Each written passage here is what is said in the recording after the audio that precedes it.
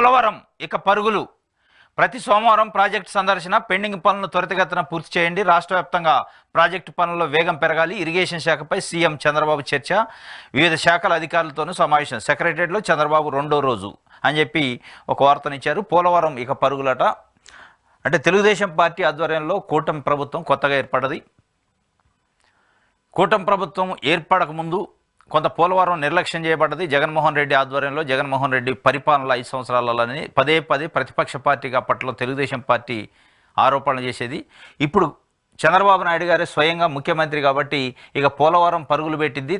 ప్రతి సోమవారం ప్రాజెక్టు సందర్శన. గతంలో కూడా 2014, 2019 మధ్యలో సోమవారం పోలవరం అనే ఒక ప్రోగ్రాం పెట్టుకొని ప్రతి సోమవారం సందర్శించేది.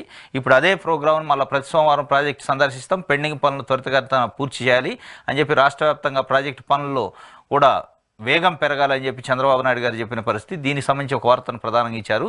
అన్ని శాఖలపై శ్వేతపత్రాలను విడుదల చేయాలి. ఉదయం 10 గంటల నుంచి సాయంత్రం 6 గంటల వరకు సచివాలయంలో ఉంటా.